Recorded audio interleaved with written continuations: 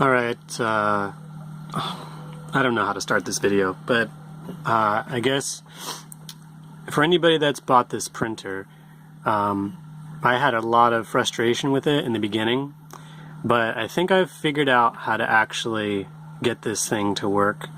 And I've only done a couple test prints. The first one failed, but I haven't really, I haven't lost hope yet. This second one is doing pretty good, but basically,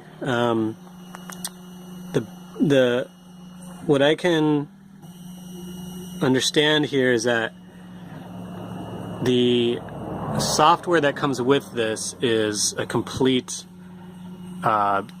trash can. It's just really bad at controlling this machine, and it's really slow, and everybody's got all these complaints about it, and I totally agree. You can't really adjust anything. But it does leave you the option to use G-code from other programs, which is a saving grace for this machine. There is also a firmware called IME, which you can download, and I did try that, and I messed around with it for way too long, for like 6 hours, and I still wasn't getting this thing to work. But finally, actually, I ended up using the original firmware. I took off that IME firmware, and I'm using the original one that came with the machine, and I'm running the G-code from Simplify 3D through the native program for this machine. And I was doing that in the beginning, and there was problems, so I gave up on that, but I figured out how to actually make this work. So basically, Simplify 3D, if you haven't bought it, is the best investment you could possibly make.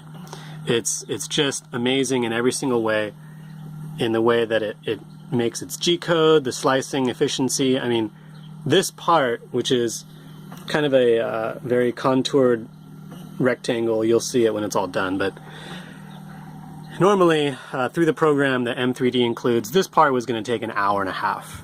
And I was like, are you kidding me? Like, that's just insane.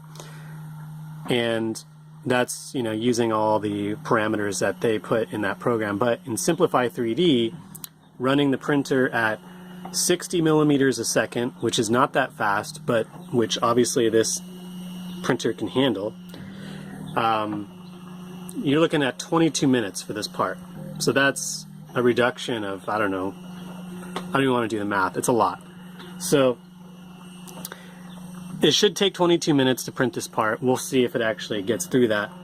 But the G-code is really smooth. I had to play with it a little bit, but I've had this program and I've had another printer for a long time, so I kind of know how to mess with things. But I guess I can save the profile, or the print profile for Simplify 3D and upload it if people are interested. But Simplify 3D by itself is the best upgrade that you can make. Pay the $100, whatever it costs, pay it. It's worth it. Every single penny, it's worth it.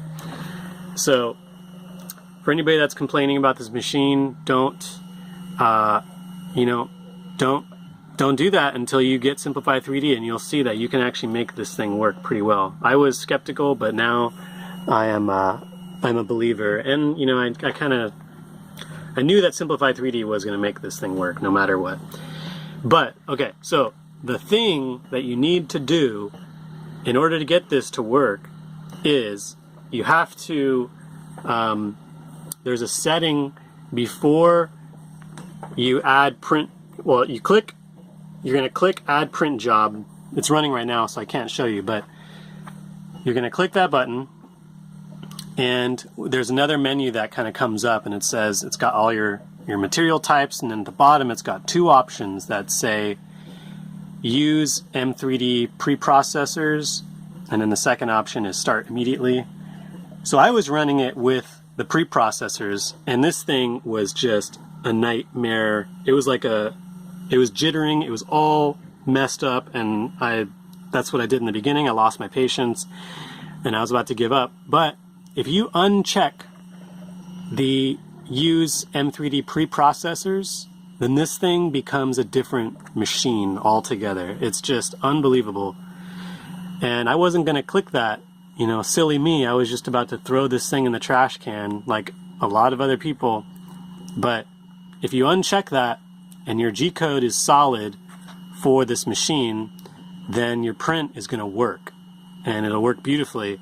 And there's a couple other things that I had to do in addition to making that, to uncheck that box, is you kind of have to mess around with the homing of the print head to make sure that it's in the middle, and that's really about it. You just got to home it to the middle, and then the print will start like it's supposed to, granted that you've changed all the bed size and Simplify 3D and everything is set up correctly in there. It sends it to the machine, or it sends it through the program, the M3D native program, to the machine, and then it starts going.